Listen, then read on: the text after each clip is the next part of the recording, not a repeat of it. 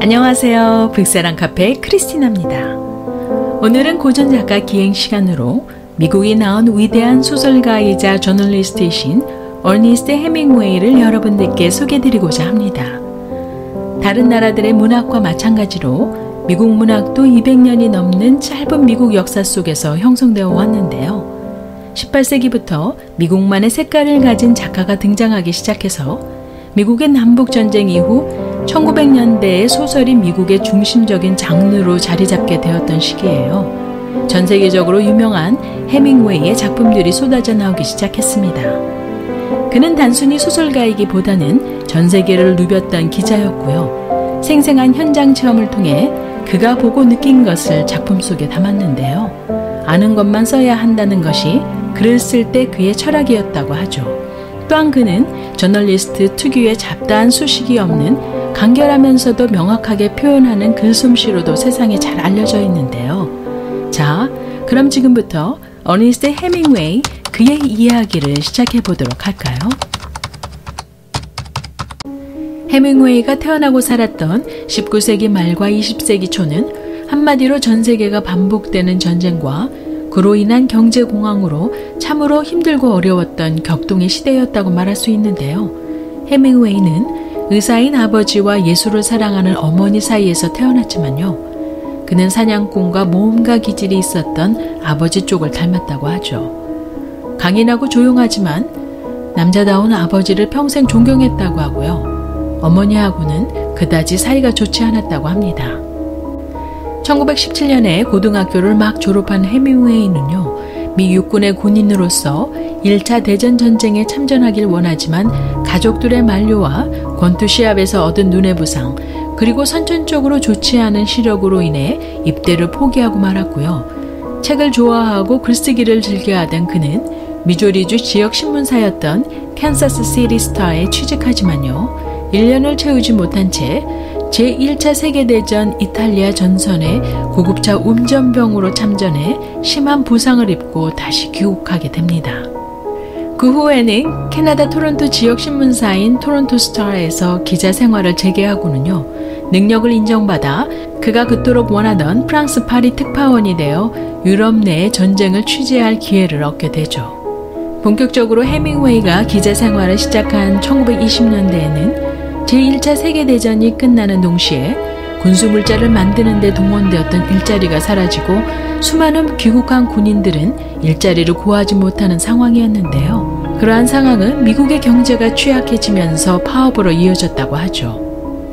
헤밍웨이는 저널리스트로 활발히 활동하며 그가 작성한 기사에 그 당시 소외 계층의 모습과 사회 부조리를 취재했는데요. 대화체 중심으로 상황을 기록하던 기사들이 후에 그의 소설 속의 묘사와 소재거리가 되기도 했습니다. 헤밍웨이는 글을 쓸 때 추상적인 표현보다는요, 문장을 단순화시켜 구체적인 대상과 행동에 집중시켰다고 하는데요. 이러한 표현 방식이 20세기 소설에 강한 영향을 미쳤고요. 그는 사는 동안 무려 30여 권이나 되는 모든 장르의 책을 썼다고 하죠. 그의 소설 중 10편 정도가 헐리우드에서 영화로 제작되기도 했는데요. 무기여 잘 있거라, 누구를 위하여 종은 울리나, 킬리만자로의 눈, 노인과 바다 등은 영화로도 우리들에게 잘 알려진 작품들입니다. 특파원으로 파리에 도착한 헤밍웨이는요, 또 다른 전쟁의 시작을 목격하게 되는데요. 그가 기자로서 처음 보도한 전쟁은 그리스 터키전이었죠. 전쟁의 발단은 제1차 세계대전 당시 연합국은 에게해 주변의 영토와 소아시아 일부를 그리스에게 약속했었지만요. 이를 지키지 않았다고 하죠. 이것이 불씨가 되어 그리스는 터키와 전쟁을 벌이게 되었다고 하는데요. 1922년 10월에 휴전 조약이 체결될 때까지 계속 전투는 이어졌고요. 이때 양쪽 나라의 참상을 목격하며 취재한 모습은 후에 무기여 자리거라라는 소설 속에 이탈리아인의 피난 행렬을 묘사하는 데 반영됩니다. 1936년에 시작된 스페인 내전에서 헤밍웨이는 가장 활발하게 기자로 활동하게 되는데요. 그는 이미 파리에서 지낼 때부터 스페인을 사랑했다고 하고요. 첫 장편 소설인 태양은 다시 떠오른다의 배경으로 삼기도 했다고 하죠. 또한 그는 통신원으로 활동하면서 스페인의 지도자 프란시스코 프랑코와 파시즘을 강하게 비판했다고 하는데요. 그는 그가 지지하는 공화파의 구급차 기부를 위한 자금 마련에 앞장섰다고 하고요. 내전 중에 스페인을 묘사한 다큐멘터리 스페인의 대지의 대본을 쓰며 같은 해 현장을 누빈 경험을 바탕으로 누구를 위하여 종은 울리나를 집필하기도 했습니다. 하지만 해밍웨이는 세상을 떠나기 직전까지 가슴속 깊이 전쟁을 증오했다고 하는데요. 전쟁은 작가들에게 많은 풍부한 소재를 제공하고 무엇과도 바꿀 수 없는 경험을 가져다 주었지만요. 저널리스트로서 전쟁을 결코 옹호하지는 않았다고 하죠. 결국 스페인 내전이 파시스트 세력의 승리로 끝나자 반파시즘 세력을 지지하던 해밍웨이는요. 프랑코 정권 치하에 스페인에서 지낼 수 없게 되자 그가 향한 곳이 쿠바였는데요. 쿠바는 400년 가까이 스페인화 식민지였기에 해밍웨이가 20년을 거주하던 쿠바에는요. 마치 스페인 마드리드에 와 있는 듯한 스페인식 건물이 많이 남아 있었습니다. 쿠바는 미국 플로리다와 가까우면서 스페인에 가지 않아도 라틴 문화를 접할 수 있었기에요. 그는 매일같이 그곳에서 바다 낚시를 즐겼다고 하죠. 쿠바 하바나는 해밍웨이가 가장 오래 살았던 곳이었다고 하고요. 노인과 바다의 배경이기도 한데요. 그 어떤 곳보다 해밍웨이의 흔적이 많이 보존되어 있다고 합니다. 쿠바 하바나에 있는 핑카 비히아 저택은 해밍웨이가 살았던 저택으로서 지금은 박물관으로 개조한 곳이기도 한데요. 그곳에서 그의 일상을 볼 수 있는 많은 유품들이 남아있다고 하죠. 그가 남겨놓은 장서만 해도 무려 9,000여 권에 이른다고 하고요. 글을 쓰던 책상, 사냥도구들, 벽에 걸린 박자들이며 그가 키우던 애완견 무덤까지 다양한 그의 흔적을 저택에서 경험할 수 있다고 합니다. 해밍웨이는 노인과 바다를 쓰면서요. 그가 전해 들은 이야기를 현실성 있는 이야기로 만들기 위해 자신이 직접 배를 타고 망망대해로 나가보기도 하고요. 소설 속의 산티아고 노인을 좀 더 실감 있게 그리기 위해 실제 인물을 정해 모델을 삼기도 했다고 하는데요.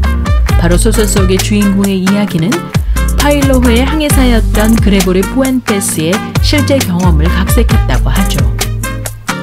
또한 해밍웨이는 전쟁에 가 있지 않을 때에도 죽을 위험을 여러 번 경험했다고 하는데요. 그는 바다 낚시와 아프리카 사파리 사냥, 권투와 투우와 같은 위험한 스포츠를 그의 생애 말년까지 즐겼다고 전해오고요.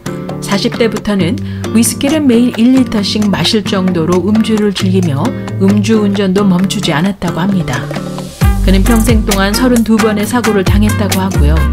그 후유증으로 시달리면서 각종 질병도 앓았다고 하죠. 진짜 죽을 뻔한 2번의 비행기 사고로 사망했다는 잘못된 오보가 3번 있을 정도였다고 합니다. 그뿐 아니라 4명의 여성과 결혼과 이혼을 반복했다고 하고요. 애인들도 적지 않았다고 하죠. 뛰어난 문학적 감수성과 사교성을 지녔던 해밍웨이는요. 한 장소에만 머문 작가가 아닌 4개의 대륙 20여 나라를 다니며 자신의 흔적을 남겨놓았기에 평범한 사람으로서는 할 수 없었던 사이즈의 삶을 살았던 것 같습니다. 그의 말년에 그는 누군가 자신을 해치려 한다는 망상과 인지저하, 심혈관 질환으로 인한 신체의 노화와 음주로 건강 상태는 계속해서 악화되었다고 하고요. 항우울제, 정기경련치료, 정신치료 등을 받았다고 하죠.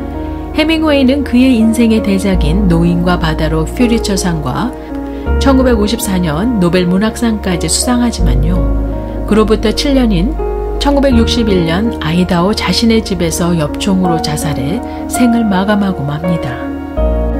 저는 잠시 작가 해밍웨이의 삶을 리뷰해 보면서요. 그는 비록 짧은 생애를 살다 갔지만요. 그 어떤 작가보다도 초인과 같은 인생의 다양한 면을 살다 간 작가였다고 생각합니다. 그의 거침없는 도전과 모험적인 삶을 산 인생을 통해 그는 그 누구도 쉽게 담아낼 수 없는 훌륭한 작품들을 쓸 수 있었다고 여겨집니다. 제가 유튜브 초기에 노인과 바다를 리뷰한 적이 있는데요. 그 영상보다는 이번 영상이 좀 더 어니스트 해밍웨이의 삶을 자세히 들여다본 것 같습니다. 오늘의 영상을 끝까지 시청해 주심을 감사드리면서요. 영상이 어떠셨나요? 괜찮으셨다면 구독과 좋아요 잊지 마시고요. 그럼 다음 영상에서 뵐 때까지 안녕히 계세요.